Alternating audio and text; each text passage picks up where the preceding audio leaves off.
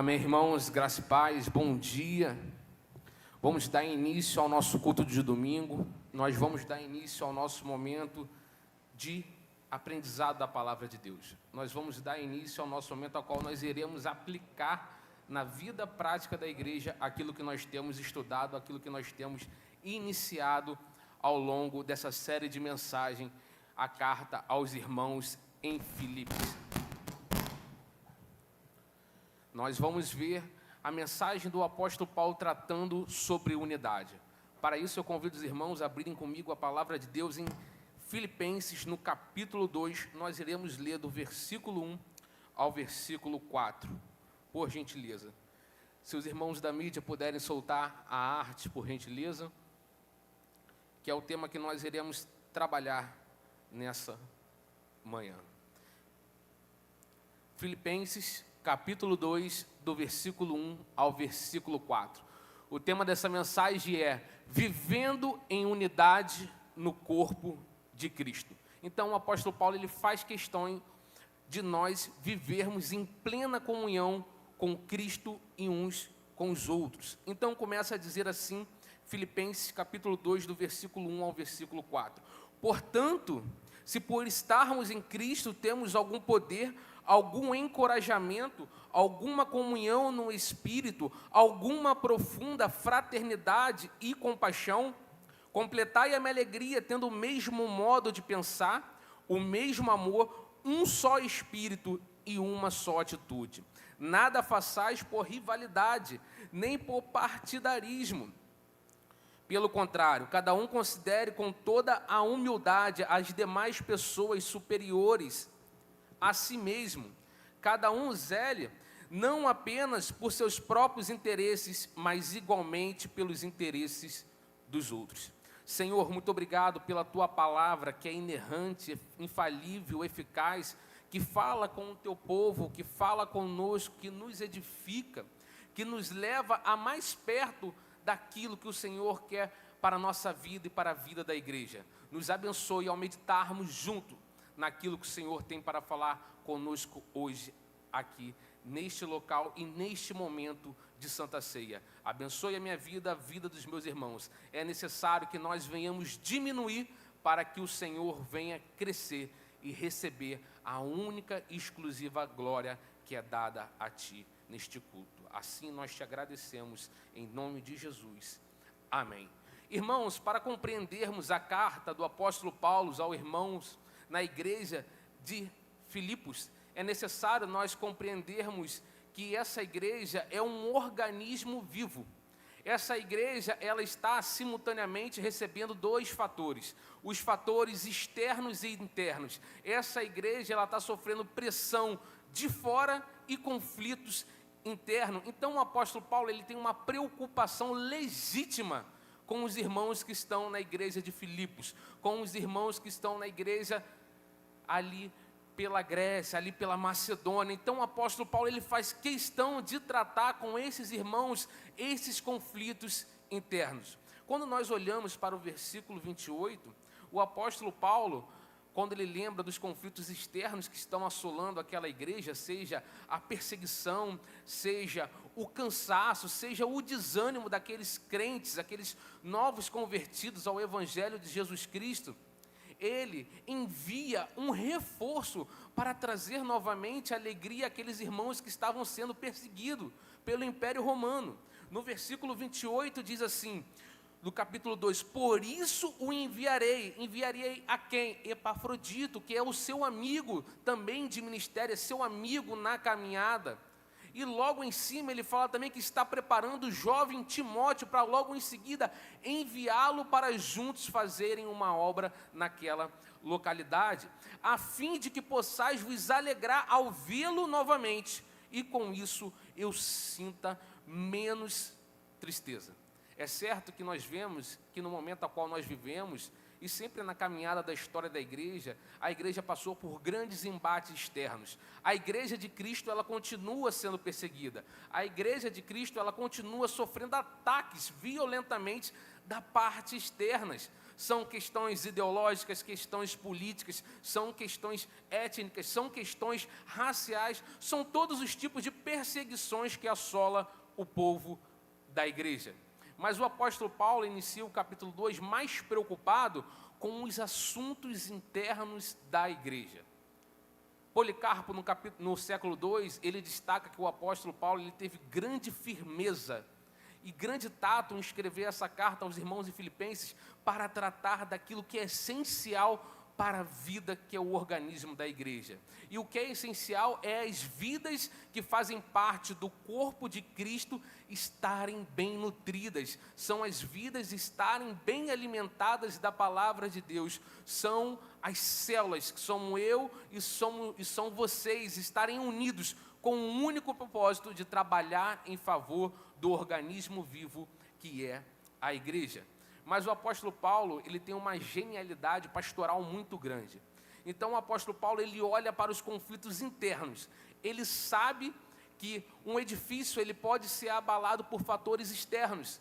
Quando nós vemos um edifício, uma construção, nós sabemos que grandes coisas podem abalar essa estrutura. Mas o apóstolo Paulo, ele entende muito bem que a grande ruína da igreja do Senhor não é aquilo que vem de fora, mas aquilo que acontece dentro da igreja. Porque o apóstolo Paulo, ele entende que por mais que venham ventos contrários sobre a igreja do Senhor, se ela está edificada em Cristo, que é a rocha da igreja, e se os irmãos estão em plena comunhão, se os irmãos estão com um propósito único e alicerçado, que é o evangelho do nosso Senhor e Salvador Jesus Cristo, pode vir o vento que for, que a igreja continuará inabalável, porque primeiramente Cristo sustenta e os irmãos estão com um espírito de unidade.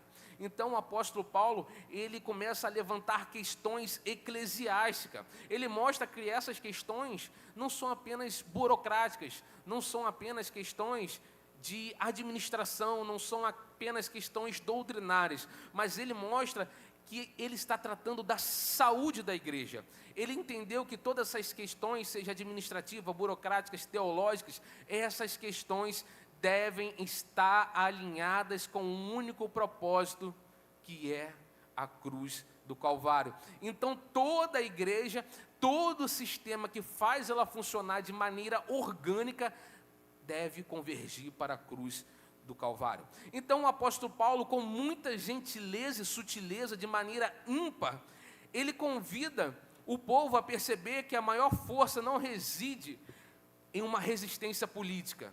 Não é a resistência política contra o Império Romano que vai fazer a igreja do Senhor florescer.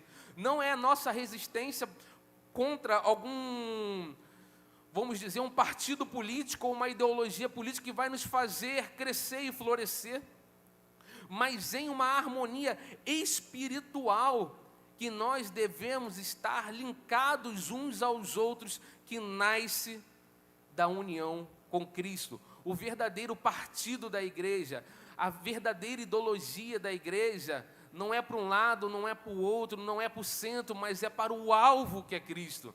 Nós devemos estar unidos por uma única causa, que é glorificar o nome de Jesus. Então o apóstolo Paulo, ele faz um apelo em amor a essas pessoas. O apóstolo Paulo, ele ressalta o amor de Cristo como um amor que nós devemos ter pela comunidade de fé e pelos nossos irmãos. O apóstolo Paulo mostra que não é um sentimento vago, um sentimento vazio, efêmero, ou seja, passageiro, mas nem uma tolerância passiva. Eu tolero você e você me tolera e nós caminhamos. Não, mas é um amor que nos constrange a amar um aos outros. É o que o apóstolo Paulo vai falar em 2 Coríntios, no capítulo 5, no versículo 14. Ele vai nos mostrar que tipo de amor é esse que nós devemos ter uns pelos outros. Diz assim a palavra do Senhor em 2 Coríntios, capítulo 5, versículo 14.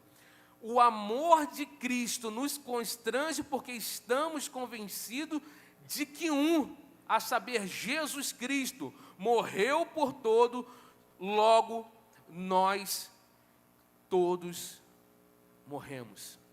Logo Cristo morreu por todos, uma pessoa, a saber, o Filho do Homem morreu para que todos tenham vida, e para que nós venhamos morrer para o nosso eu, para o nosso ego, para a nossa vida centrada em nós mesmos, e nós venhamos viver para a vida em comunidade.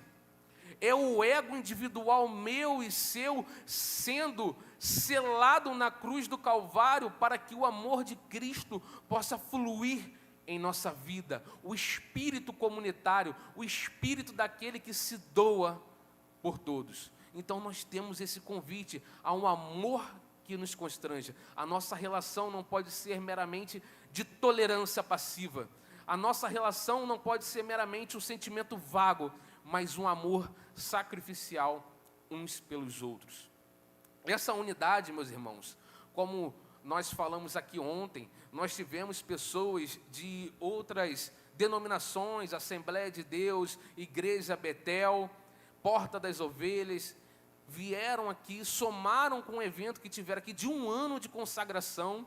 Foi um show lindo, exclusivamente para a glória de Deus, porque foi um espetáculo para a glória de Deus, pessoas quebrantadas, pessoas com um objetivo único, sem barreira denominacional, exaltar o nome de Deus. E é isso que o apóstolo Paulo também mostra de maneira mais ampla, que não é uma placa, que não é parede de tijolo, não é cor de parede, não é nenhum fator externo que pode nos separar, porque nós fomos selados espiritualmente, ou seja, é algo interno que nos entrelaça uns aos outros. É a consciência que existe apenas uma noiva, existe apenas uma igreja, um só rebanho de um único só pastor e uma única família de Deus, composta por todos aqueles que foram lavados, purificados e remidos pelo sangue do Cordeiro. É uma realidade, meus irmãos, que transcende qualquer tipo de barreira que venha nos impedir de nos relacionar com irmãos de outra denominação, porque nós somos rebanho de um único pastor. A igreja não é nossa, a igreja é de Cristo. Nós fomos levantados e enviados para juntos trabalharmos para Cristo. Se estamos aqui na nossa denominação, nós queremos fazer o melhor para que ela venha glorificar a Cristo. Mas isso não quer dizer que o trabalho do irmão ao lado também não esteja glorificando a Cristo e que nós possamos nos unir naquilo que é viável para nós juntos glorificarmos a Cristo. Não importa se é batista, se é presbiteriana, se é congregacional, mas todos confessam a Cristo como um único e suficiente Salvador.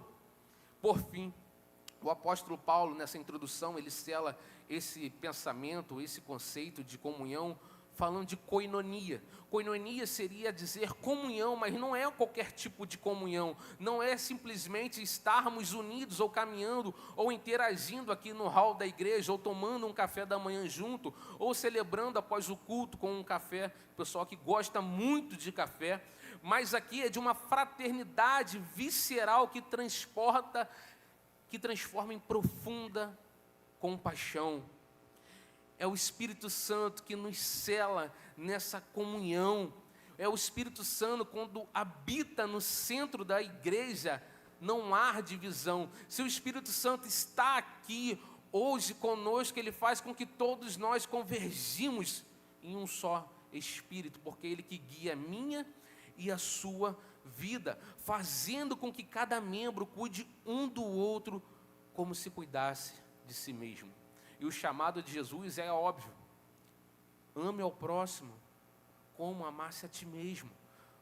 Se nós recebemos esse amor que nos constrange, se nós olhamos para Cristo com esse amor sacrificial, quando nós olharmos para o próximo, nós devemos ver estampado dele a imagem e semelhança do Deus vivo. Quando Deus olha do seu santo trono de justiça para nós, ele vê a imagem do teu Filho na cruz do Calvário. Ele tem misericórdia com nós, ele teve misericórdia, ele enviou o teu Filho que abundou em graça, porque nós não teríamos misericórdia do irmão que está ao nosso lado, caminhando conosco. E agora nós vamos entrar, sem muitas delongas, nos versículos a qual nós lemos. Então nós vamos ler novamente o versículo 1, que vai dizer assim: portanto, se por estarmos em Cristo temos algum poder, encorajamento de amor, alguma compaixão no espírito, alguma profunda fraternidade e compaixão. O apóstolo Paulo, ele aqui utiliza 4 estruturas basilares para a união do povo de Deus. O apóstolo Paulo, ele mostra 4 vigas essenciais destacadas aqui no texto e que nós vamos ver de maneira prática para a nossa vida no corpo de Cristo. Então, nesse processo que nós estamos aqui, como o pastor Fábio bem colocou, de 1 ano de florescimento, é necessário que essas vigas já sejam estabelecidas desde já, que já veio sendo estabelecida desde o início, para que nós venhamos crescer de maneira orgânica e de maneira organizada.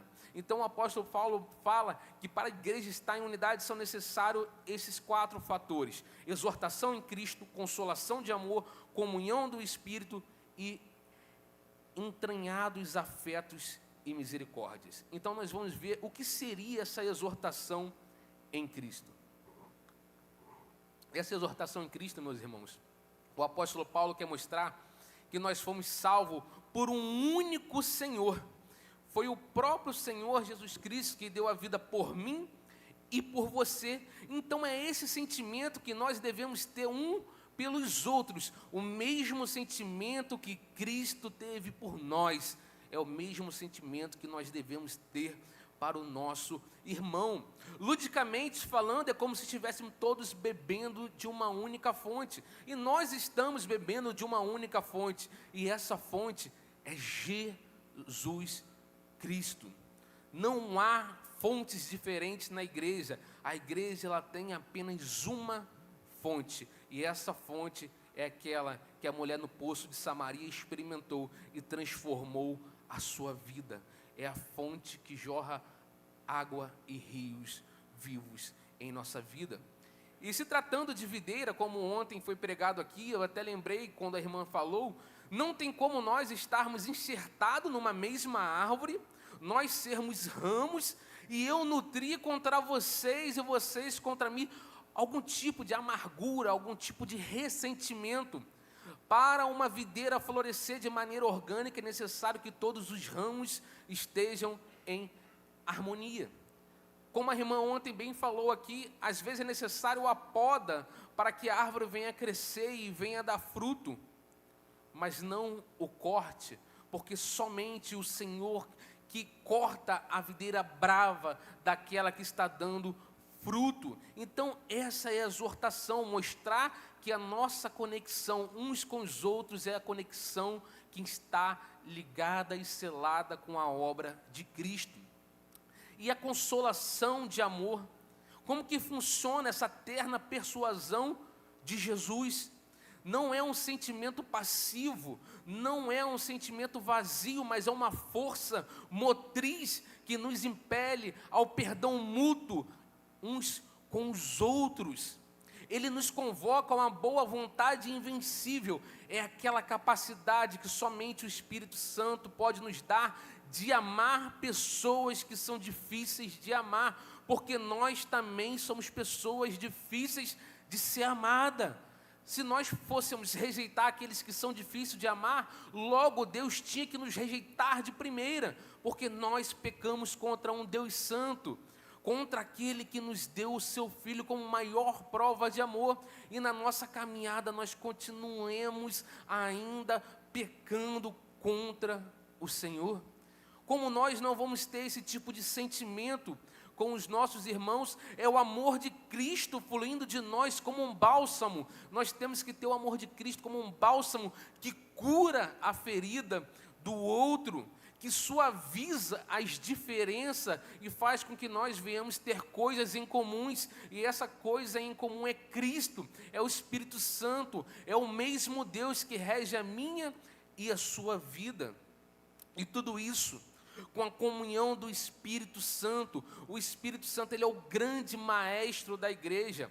Ontem nós tivemos aqui corais cantando, e tinha pessoas que estavam ali regendo esse coral. Já viram coral na igreja? Acredito que todos já viram, que tem aquele maestro que rege as pessoas que estão em cima do púlpito fazendo aquela cantoria. Assim é o Espírito Santo. O Espírito Santo, ele tem que reger a minha e a sua vida. Nós não somos autônomos de espírito, Porque se o Espírito Santo não rege a nossa vida, logo nós não temos morada do Espírito Santo no nosso coração. Então a nossa vida realmente, ela é regida pelo acaso. E nós não queremos viver regido pelo acaso. Nós queremos viver sendo regidos pelo Espírito Santo. É Ele que transforma toda individualidade em coletividade. Nós temos nossas diferenças, até dentro da nossa casa existe. Mas nós devemos viver esse lado em unidade, porque isso traz perdão, amor, paciência e tolerância uns com os outros. E que entranhados afetos e misericórdias nos acompanham, é que revela o amor cristão, que não habita na superfície da nossa relação, mas nas entranhas da nossa alma. Não é qualquer tipo de relacionamento, não é um relacionamento superficial. Assim como nós temos relacionamento com os nossos parceiros e parceiras de vida, nós não temos um sentimento superficial, porque se tivesse, na primeira confusão já teria caído por terra, já teria ido à ruína. Mas nós temos esses entranhados afetos que nos ajudam a caminhar em comunhão, em perdão, em paciência uns com os outros. Isso não é etiqueta, mas isso é o amor de Cristo em nós e que flui de nós. Nós devemos viver esse amor, nós devemos viver esses entranhados afetos na vida com os irmãos. O mundo aí fora vive em plena divisão. Como nós mostraremos o mundo que somos selados por Cristo se nós não conseguimos amar aquele que está ao nosso lado? Que comunga da mesma fé que nós. O mundo vive numa divisão, numa desigualdade, vive em ódio, em separação. E nós, como igreja, muitas vezes vivemos esse mesmo sentimento, uns para com os outros. O que nós estamos fazendo com o corpo de Cristo?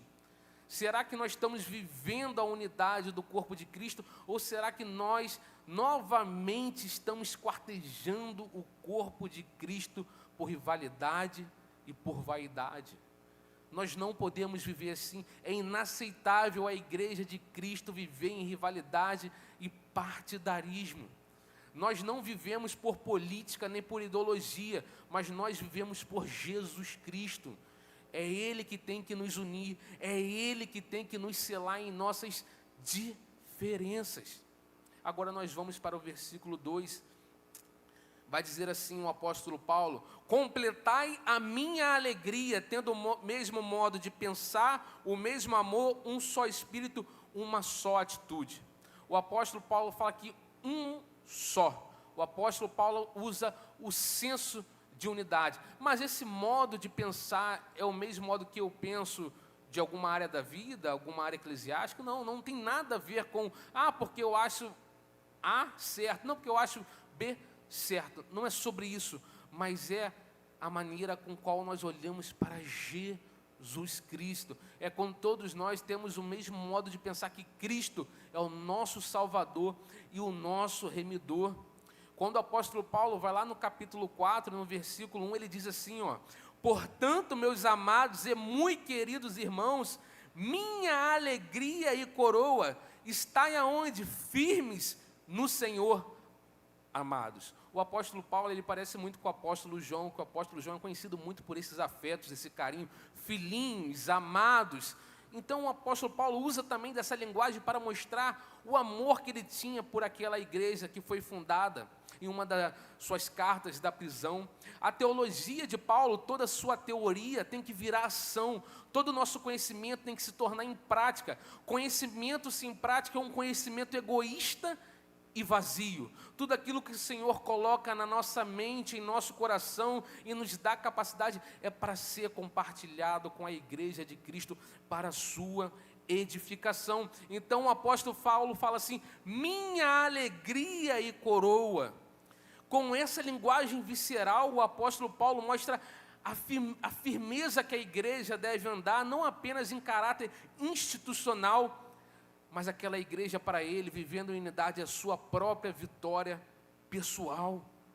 Para Paulo, o sucesso do evangelho não é medido por número de templos ou melhor dizendo, sinagogas abertas daquela época, ou expansão da igreja, ou bancos de igreja cheios. Por mais que isso seja maravilhoso, nós vermos através da nossa denominação, ela crescendo, se expandindo, mas isso tudo tem que estar entrelaçado pela saúde dos membros, isso tudo tem que estar entrelaçado pelo Espírito Santo, pois assim nós iremos expandir, crescer e nós teremos unidade dentro da congregação e dentro das filiais.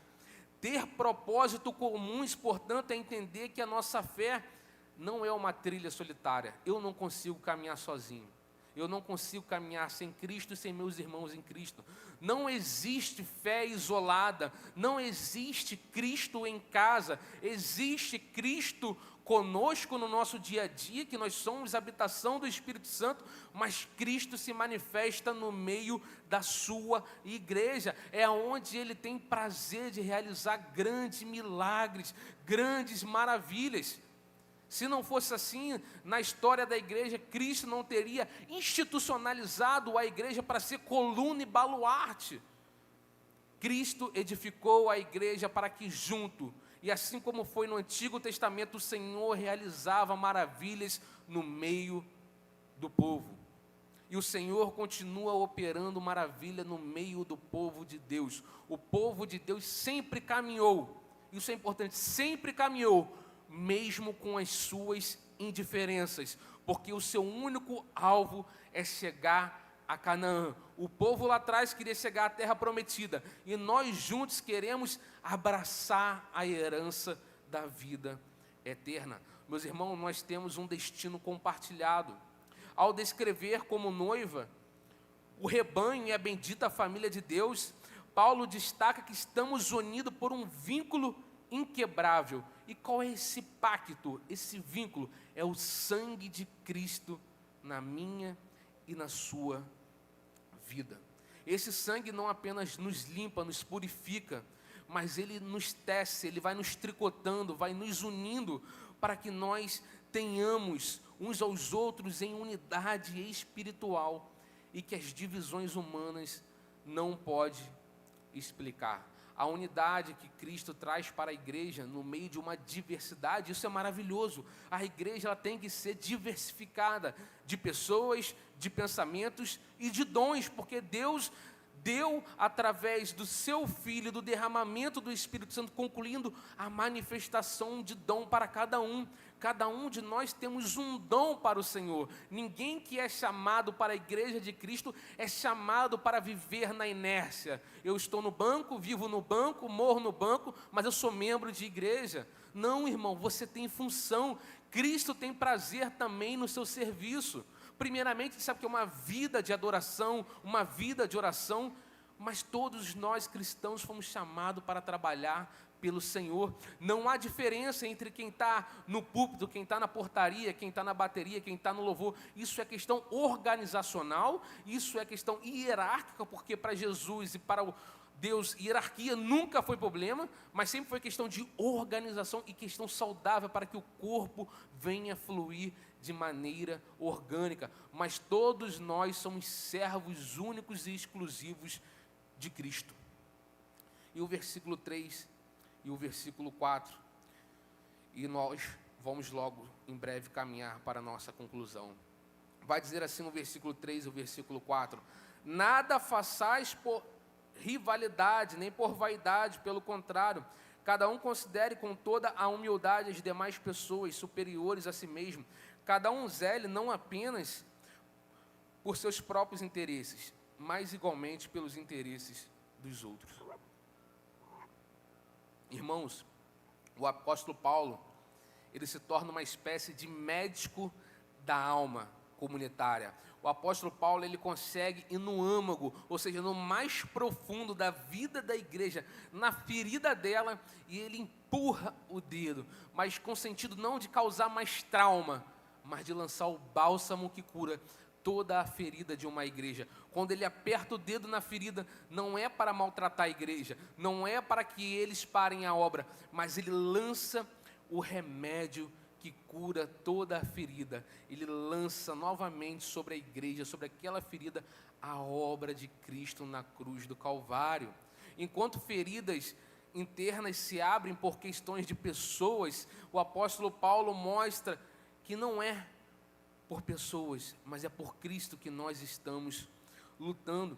O apóstolo Paulo mostra também que nós não devemos ficar buscando a glória que é exclusivamente de Deus. Nós não devemos caminhar na igreja buscando glória para nós mesmos, mas nós devemos primeiramente nos humilhar. Quem quer ser maior no meu reino é aquele que serve. E será que nós estamos servindo com humildade? Será que nós estamos lavando uns os pés dos outros? Lavar os pés dos outros significa servir. Meu irmão, eu estou aqui por ti. Eu estou aqui por você. Cristo está por nós. Meus irmãos, é quando o apóstolo Paulo chega lá no capítulo 4, no versículo 2, ele fala para Sintique e Evódia: voltem a ter o mesmo sentimento que tem em Cristo, se reconciliem umas com as outras, vocês são bênção na igreja, vocês edificam o corpo de Cristo, mas por questões partidárias vocês estão rachando a igreja do Senhor. Provavelmente ali no calor do serviço deveria ser 2 mulheres, força mesmo, motriz da igreja, mulheres como a gente vê hoje, que levam a igreja a fluir também em graça e misericórdia, mas que estavam rachadas por algum motivo no calor do serviço. Meus irmãos, nada mais debilita a unidade do que a igreja em crentes engranjados na obra de Deus, mas desunidos entre si. É a tragédia do esforço desordenado. Todos estão lutando pelo Evangelho, mas não estão lutando junto. Nós não podemos lutar pelo Evangelho, mas de forma separada e buscando exclusivismo. Quando líderes se tornam amantes da própria imagem, a igreja deixa de ser um hospital, deixa de receber aqueles que precisam de cura, de libertação, de transformação, e se tornam palco de vaidade. E sinceramente é uma grande tristeza, porque de hospital se torna um teatro, onde cada um quer pregar a melhor peça. Nós devemos olhar para o próximo como alguém merecedor de honra e de respeito. É um exercício que nós devemos fazer constantemente, reconhecendo que na minha e na sua vida brilha a luz de Cristo. A verdadeira unidade não se dá pela uniformidade de tarefas, mas por corações que convergem na mesma direção. Só avançando quando paramos de puxar a corda para o lado esquerdo, para o lado direito, mas quando nós entendemos que temos um único reino e que nós temos que seguir à frente. A única coroa que importa é aquela que nós depositamos aos pés do Cordeiro. A gente não canta aquele louvor? Ao único que é digno de receber a honra, a glória, a força e o poder, e a saber, Jesus Cristo. E finalizamos agora em 3 aplicações. Para a igreja florescer, depende de 3 movimentos que dependem de mim e de você. Primeiro, o reconhecimento: eu sou parte do corpo de Cristo e não o todo. Eu não sou o todo de uma parte, mas eu faço parte de um corpo. Visto que Cristo não está dividido, a primeira aplicação é entender que minha espiritualidade depende da minha conexão com o corpo de Cristo. Se o corpo de Cristo foi partido para nos unir, qualquer tentativa de isolamento ou espiritualidade solo é uma negação da cruz que estava de braços abertos, recebendo todo o povo espalhado pela terra. Na prática, busca servir onde há necessidade na igreja, e não apenas por visibilidade. Lembremos que nós estamos ligados ao cabeça, através do serviço aos membros, ou seja, dos nossos irmãos em Cristo Jesus. Segundo, o alinhamento. Diversidade de dons não tem a ver com unidade de mente. Nós devemos sim ter a pluralidade de dons na igreja, mas nós devemos ter um pensamento único sobre o que é corpo de Cristo. A unidade não exige que todos sejamos iguais, mas que todos nós caminhemos na mesma direção. Aqui é a concordância no que é essencial, irmãos.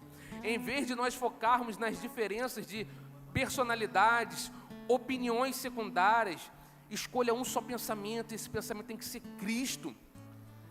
Antes de iniciar uma discussão, isso é para mim e para você, ou uma divisão, perguntemos a nós mesmos: isso edifica o corpo de Cristo ou alimenta o meu ponto de vista? A unidade é construída quando decidimos que o Evangelho é mais importante que as nossas preferências. Nós não vivemos por preferência, nós vivemos exclusivamente para a glória de Deus. E eu termino aqui no terceiro e último ponto, que não poderia ser diferente. A igreja tem aplicação missionária. A igreja, ela deve ser missionária. O testemunho, a unidade como nossa maior pregação. Ou seja, o mundo não crerá em Cristo pela nossa capacidade de transmitir uma mensagem, pela nossa capacidade intelectual, pela nossa capacidade de serviço, mas pela nossa harmonia na diferença de pessoas. A unidade é a glória de Deus manifestada na terra. Quando vemos e quando nós vivemos essa unidade perfeita, é porque Cristo, Ele realmente é real e Ele realmente habita em nosso meio. Na prática, hoje é dia de Santa Ceia, hoje é dia de reconciliação com Cristo. Hoje também é dia de reconciliação com certa urgência, com o seu irmão. Pode ser aquele que está ao seu lado, pode ser aquele que faz parte da sua casa sanguíneo, ou pode ser aquele irmão que não está aqui. Reconcilie com ele, ligue para ele, perdoe ele, mesmo que o perdão você acha que tenha que vir do outro. Faça a sua parte, pois era nós que devíamos pedir perdão a Deus, mas Cristo se tornou maldito e se tornou perdão em nosso lugar. Não permita que feridas internas se tornem escândalos externos e manche o nome de Cristo. Se você nessa manhã quiser vir aqui à frente se reconciliar com Jesus, esse é o momento, esse é o caminho. Não importa o momento que você está passando, seja ele divisão na família, divisão na igreja, ou seja qualquer crise interna, tem dia que nós devemos simplesmente reconhecer que a nossa unidade é com Cristo. Nós devemos viver para Cristo. Se não há, é um bom sinal que todos nós estamos unidos entre nós e com Cristo. Mas se for algo interno e você não quer expor, nós vamos a um louvor e uma breve oração para que Deus faça esse milagre em nossas vidas. Vamos a um louvor.